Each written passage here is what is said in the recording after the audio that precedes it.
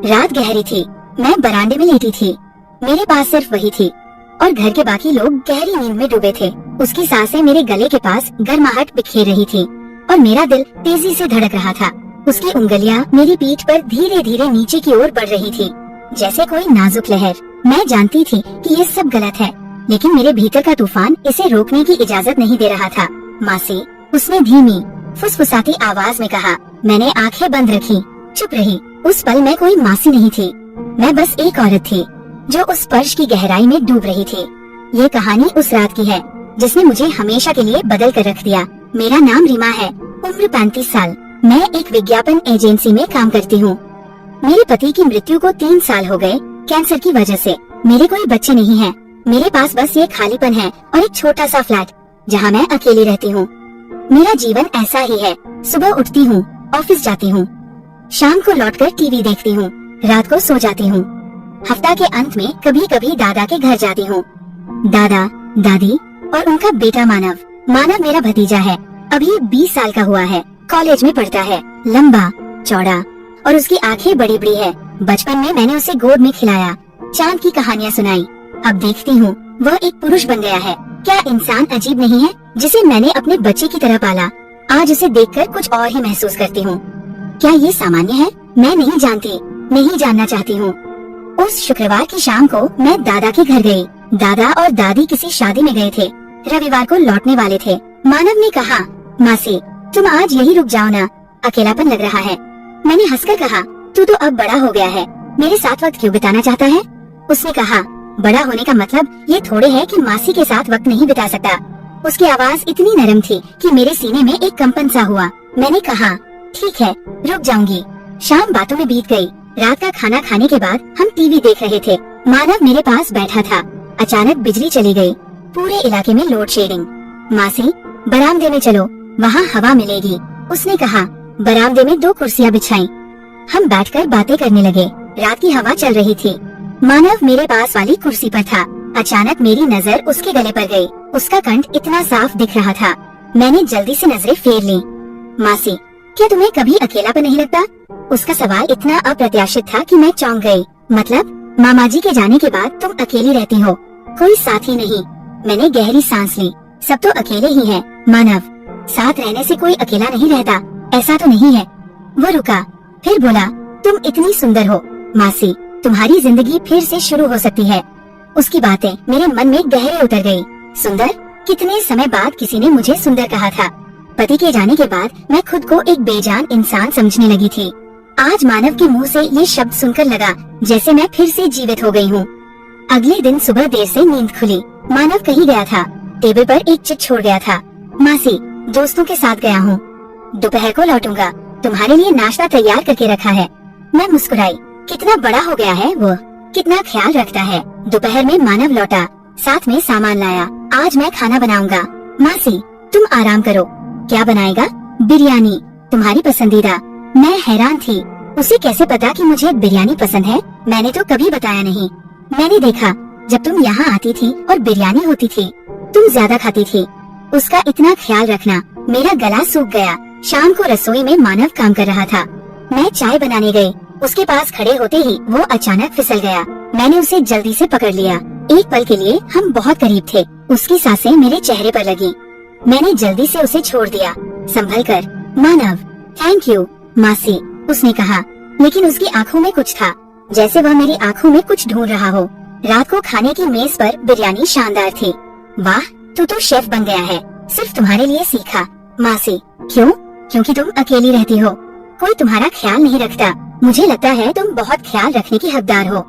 मेरी आंखों में आंसू आ गए। इतने सालों बाद कोई मेरे ख्याल की बात कर रहा था और वह मेरा भतीजा था। रात को टीवी देख रहे थे। मानव मेरे पास सोफे पर बैठा था। एक फिल्म चल रही थी। अचानक एक रोमांटिक सीन आया। हीरो हीरोइन चुंबन कर रहे थे। मैं असहज हो गई। चैनल बदलने लगी, लेकिन मानव ने मेरा हाथ पकड़ लिया। मासी, क्या तुम्हें कभी ऐसा महसूस होता है? कैसा? प्यार, मोहब्बत। मैं हक्का बक्का रह गई। मानव, तू क्या बोल रहा है? मैं कह रहा हूँ, क्या तुम्हें कभी ऐसा लगता है कि तुम किसी को चाहती हो, कोई तुम्हें प्यार करे, तुम्हारा ख्याल रखे? मेरे पास शब्द नहीं थे। हाँ, मैं चाहती हूँ, हर दिन चाहती हूँ, लेकिन कैसे कहूँ? मैंने फुसफुसाकर कहा, हाँ चाहती हूँ। तो फिर तुम अकेली क्यों रहती हो? क्योंकि हर कोई मुझे चाहेगा, ये जरूरी तो नहीं। मानव ने मेरा हाथ नहीं छोड़ा। तुम गलत कह रही हो मासी, तुम बहुत सुंदर हो, बहुत आकर्षक। मैंने उसकी ओर देखा। उसकी आंखों में ऐसी तीव्रता थी कि मेरी सांसें रुक गईं। रात को बिस्तर पर लेटकर भी नींद नहीं आई। मानव की बातें बार बार याद आ रही थी। उसने मुझे सुंदर कहा, आकर्षक कहा, लेकिन क्या ये सामान्य है? एक भतीजे का अपनी मासी की तारीफ करना? क्या मैं गलत सोच रही हूँ या सचमुच मानव के व्यवहार में कुछ असामान्य है? मुझे खुद पर शर्मिंदगी महसूस हो रही थी। जिस लड़के को मैंने गोद में पाला उसके बारे में ऐसा सोचना क्या पाप नहीं है? लेकिन मेरे शरीर में जो अनुभूति हो रही थी उसे मैं नकार नहीं सकती थी। मानव के स्पर्श, उसकी बातों, उसकी नजरों में मुझे एक अजीब सी सिहरन महसूस हो रही थी। क्या मैं बहुत अकेली हो गई हूँ? इतनी अकेली कि अपने भतीजे में भी प्रेमित हो रही हूँ। भोर में मैं बरामदे में गई हवा लेने। मानव भी वहाँ था। नींद नहीं आ रही मासी? नहीं। तुझे भी नहीं आ रही? नहीं। वो रुका, फिर बोला, मासी मैं तुमसे बात करना चाहता हूँ। बोल। मैं तुम्हें बहुत पसंद करता हूँ। मेरा दिल धड़क उठा। मतलब? जब तुम यहाँ आती हो मुझे बहुत अच्छा लगता है, जब तुम नहीं होती मुझे खाली खाली लगता है। मानव, मैं तेरी मासी हूँ, मुझे पता है, लेकिन जब मैं तुम्हें देखता हूँ मुझे मासी नहीं लगती। मुझे लगता है तुम एक सुंदर औरत हो। मैं ठिठक गई। वो क्या कह रहा है? क्या ये संभव है? मानव, तू समझ रहा है न? तू क्या बोल रहा है? हाँ, समझ रहा हूँ। मैं पागल हो गया हूँ। मुझे पता है ये गलत है, लेकिन मैं खुद को रोक नहीं पा रहा। उसकी आंखों में आंसू थे। मैंने उसका सिर सहलाया। मानव, तू क्या बोल रहा है? मासी, मैं तुमसे प्यार करता हूँ। ये सुनकर मेरी दुनिया उलट गई। मुझे नहीं पता था कि क्या करूँ, क्या कहूँ। मानव, मैं जानती हूँ तू मुझे डांटेगी, लेकिन मैं झूठ नहीं बोल सकता। मैं तुमसे प्यार करता हूँ। मैं कांप रही थी। ये सच नहीं हो सकता, लेकिन उसकी आंखों को देखकर समझ आया कि वो झूठ नहीं बोल रहा। मानव, तू समझ रहा है न? तू क्या कह रहा है? हाँ, समझ रहा हूँ। मैं तुमसे पति पत्नी की तरह प्यार करता हूँ। मेरे पैरों तले जमीन खिसक गई। मैं कुर्सी पर बैठ गई। मानव, ये संभव नहीं। मैं तेरी मासी हूँ। लेकिन मासी, क्या तुम मुझे जरा भी पसंद नहीं करती? मतलब एक पुरुष के रूप में? मुझे क्या जवाब देना था? सच तो ये है कि मैं भी उसे एक पुरुष के रूप में देखने लगी थी। उसके स्पर्श से मेरा शरीर कांप उठता था। मानव, ऐसी बातें मत कर। मासी, मैं जानता हूँ तुम अकेली हो। तुम चाहती हो कि कोई तुम्हें प्यार करे। मैं तुम्हारा ख्याल रख सकता हूँ, तुमसे प्यार कर सकता हूँ, लेकिन मैं तेरी मासी हूँ। मानव, तो क्या हुआ? हम दोनों बालिग हैं। मैं तुम्हें मजबूर नहीं कर रहा। मैं बस कह रहा हूँ कि मैं तुमसे प्यार करता हूँ। मेरे पास शब्द नहीं थे। मानव मेरी कुर्सी के पास आकर बैठ गया। उसने मेरा हाथ पकड़ा। मासी, मैं जानता हूँ तुम मुझे पसंद करती हो। मैंने तुम्हारी आँखों में देखा है। उसकी बातें मेरे दिल में गूंज रही थी। हाँ, मैं अकेली हूँ। हाँ, मैं चाहती हूँ कि कोई मुझे प्यार करे, लेकिन क्या वो मेरा भतीजा हो सकता है? मासी, मैं तुम्हारे पास लेट सकता हूँ? मैं चौंक गई। क्या? मैं तुम्हारे पास लेट सकता हूँ? बस लेटूंगा, कुछ नहीं करूँगा। मुझे लगा मैं सपना देख रही हूँ।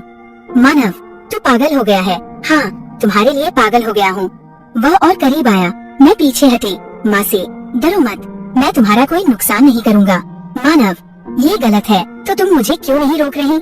मैं ठिठक गई। सचमुच मैं उसे क्यों नहीं रोक रही थी? क्या मेरे मन के किसी कोने में मैं यही चाहती थी? उस रात मैं कमरे में वापस नहीं गई, बरामदे में ही रही। मानव भी। हम दोनों लेट गए, कुछ बोले नहीं। रात और गहरी होती गई। मुझे लग रहा था कि मानव भी जाग रहा है। अचानक मैंने महसूस किया कि उसका हाथ मेरे कंधे पर आ गया। पहले लगा कि शायद नींद में, लेकिन उसकी उंगलियां मेरी पीठ पर धीरे धीरे नीचे सरकने लगी। मैंने सांस रोक ली। गला सूख गया। मैं रोक सकती थी, लेकिन मैंने नहीं रोका। उसकी सांसें मेरे गले के पास आ रही थी। मेरा दिल धड़क रहा था। मासी, उसने फुसफुसाया। मैंने कुछ नहीं कहा, आंखें बंद रखी। उसका हाथ मेरे बालों में आ गया। मुझे पता था ये गलत है, मुझे पता था ये पाप है, लेकिन मैंने उसे नहीं रोका। मैं तुमसे प्यार करता हूँ, उसने कहा। मेरी आंखों से आंसू बहने लगे। मुझे नहीं पता कि मैं दुख में रो रही थी, खुशी में या अपराध बोध में। उस रात मैं मासी नहीं थी। मैं एक ऐसी औरत थी जो अपनी अकेलेपन में खो गई थी। सुबह उठकर देखा तो मानव नहीं था। उसने एक चिट्ठी छोड़ी थी। मासी, मुझे माफ करना, मैं जानता हूँ मैंने गलती की। मैं कुछ दिनों के लिए दोस्तों के पास रहूंगा, तुम घर चली जाओ। चिट्ठी पढ़कर मैं रोने लगी। मुझे नहीं पता कि मैं मानव के लिए रो रही थी या अपने लिए। मैं घर लौट आई, लेकिन मेरा मन उसी रात, उस स्पर्श, उस एहसास में अटक गया। मानव ने फोन नहीं किया, न मैंने। दादा और दादी ने मुझे बताया कि मैं वापस आ गई हूँ, लेकिन उन्हें कुछ नहीं पता। 3 हफ्ते बाद दादा का फोन आया। हेमा, क्या तुम्हें पता है मानव ने क्या किया? वो कह रहा है कि विदेश पढ़ने जा रहा है। अचानक ये फैसला क्यों? मेरा दिल टूटने लगा। मानव मेरी वजह से जा रहा है। मैं नहीं जानती थी कि दादा को क्या कहूँ। क्या मैं कहूँ कि मैं उसके निषिद्ध प्यार में पड़ गई हूँ, कि मैं अपने भतीजे के स्पर्श में खो गई थी? नहीं, उसने कुछ नहीं कहा। दादा, आज 6 महीने हो गए। मानव कनाडा चला गया। मैं फिर अकेली हूँ, लेकिन ये अकेलापन अलग है। इसमें अपराध बोध है, इच्छाएं हैं, एक निषिद्ध स्मृति है। आज भी जब रात में अकेली होती हूँ, उस रात की बात याद आती है। मानव का स्पर्श, उसकी बातें। मैं जानती हूँ मैंने गलती की, लेकिन ये भी जानती हूँ कि अगर मैं फिर उस स्थिति में आई तो शायद वही गलती दोहराऊं। क्या इंसान का दिल इतना जटिल होता है? क्या प्यार इतना निष्पक्ष होता है? मुझे नहीं पता। मैं बस इतना जानती हूँ कि मैं मानव से प्यार करती हूँ, और ये प्यार मेरे जीवन का सबसे बड़ा पाप है। कल एक ईमेल आया मानव का। मासी, मैं ठीक हूँ। मैं अब भी तुमसे प्यार करता हूँ। मैं जानता हूँ कि हमारा कोई भविष्य नहीं है, लेकिन मैं चाहता हूँ कि तुम जानो कि तुम मेरे जीवन का सबसे महत्वपूर्ण इंसान हो।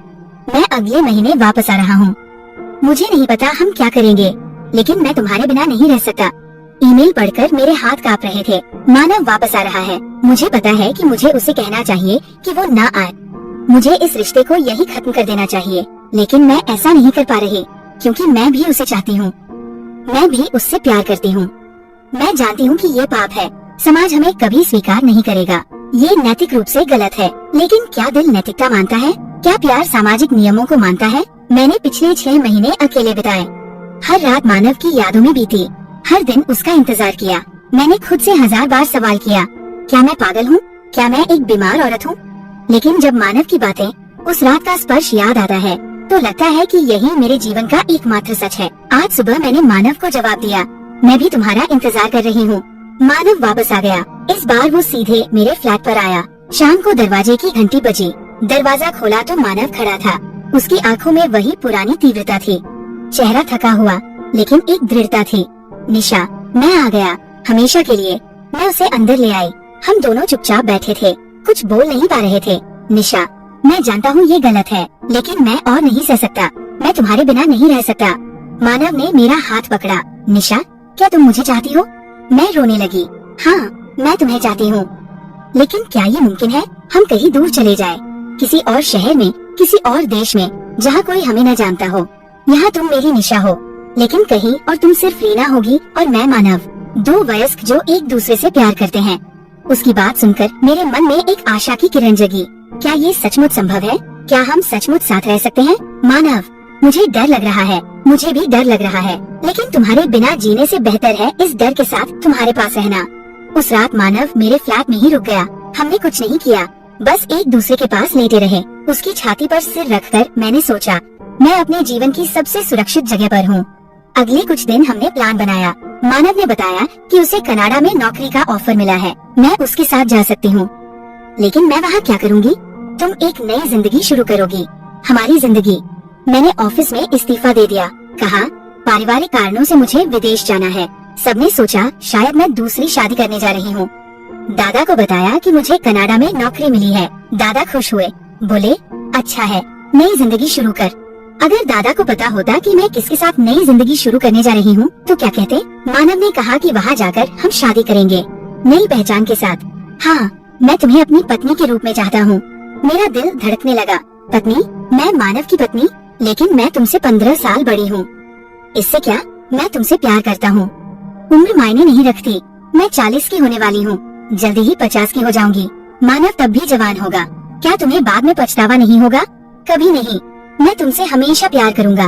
उसकी आंखों में देखकर मुझे यकीन हुआ, हाँ, वो मुझसे प्यार करेगा। हमारी फ्लाइट परसों है। आज आखिरी बार दादा के घर गई। मानव नहीं था। उसने कहा कि वो अलग से जाएगा। हम एयरपोर्ट पर मिलेंगे। दादा और दादी ने मुझे ढेर सारा आशीर्वाद दिया। वे रो रहे थे, रीना, सुखी रहना, नई जिंदगी में खुश रह। अगर मैं कहती कि उनकी बेटी की तरह मानी जाने वाली मैं उनके बेटे के साथ नई जिंदगी शुरू करने जा रही हूँ तो क्या होता? दादा बोले, मानव भी तो कनाडा में है, वो तेरे बारे में खबर रखेगा। मैंने बस सिर हिलाया। घर लौटकर आखिरी पैकिंग कर रही थी। अचानक दरवाजे पर खटखट। सोचा, मानव, लेकिन दरवाजा खोला तो दादा और दादी। रीना, एक बात कहनी थी। मेरा दिल धड़कने लगा। क्या उन्हें कुछ पता चल गया? कहिए। दादा, रीना, मानव पिछले कुछ दिनों से अजीब व्यवहार कर रहा है। उसने कहा कि वो कनाडा जा रहा है, लेकिन मुझे लगता है वो कुछ छुपा रहा है। और उसने कहा कि तुम भी कनाडा जा रही हो। क्या ये संयोग है? मैं कुछ नहीं बोल पाई। दादा और दादी मुझे एकटक देखते रहे, फिर बोले, रीना, तुम मेरी बेटी की तरह हो। मैं चाहता हूँ कि तुम सुखी रहो, लेकिन अगर तुम गलत रास्ते पर जाओ तो ये तुम्हारे लिए अच्छा नहीं होगा। मुझे समझ आया कि उन्हें कुछ शक हुआ है, लेकिन पूरी तरह नहीं। दादा, मैं कोई गलती नहीं कर रही। आशा है, रीना। वे चले गए। रात को मुझे नींद नहीं आई। दादा दादी की बातें बार बार याद आ रही थी। क्या उन्हें सचमुच कुछ शक हो गया है? एयरपोर्ट पहुंची, मानव से मुलाकात हुई। हमने अलग अलग काउंटर पर चेक इन किया। प्लान के मुताबिक हम अलग अलग फ्लाइट से जा रहे थे, लेकिन आखिरी मिनट में दादा का फोन आया। रीना, तुम कहाँ हो? एयरपोर्ट पर। रुक, मैं आ रहा हूँ। क्यों दादा? मैंने मानव से बात की, उसने सब बता दिया। मेरा दिल बैठ गया। मानव ने सब बता दिया? दादा, तू कुछ मत बोल, मैं आ रहा हूँ। फोन कट गया। मैंने मानव की तरफ देखा। उसने समझा कि कुछ गड़बड़ है। क्या हुआ? मासी, तूने अपने पापा को सब बता दिया? मैंने कुछ नहीं बताया। फिर दादा ने क्यों कहा कि तूने सब बता दिया? आधे घंटे बाद दादा और दादी आए। उनका चेहरा गुस्से से तमतमाया हुआ था। रीमा, इधर आ। मैं और मानव उनके पास गए। दादा बोले, मानव, तूने मुझे सब बताया। अब मैं रीमा के मुंह से सुनना चाहता हूँ। मैंने मानव की तरफ देखा। उसने नजरें झुका ली। दादा, तू मेरे बेटे के साथ भागने जा रही थी? मैं कुछ नहीं बोल पाई।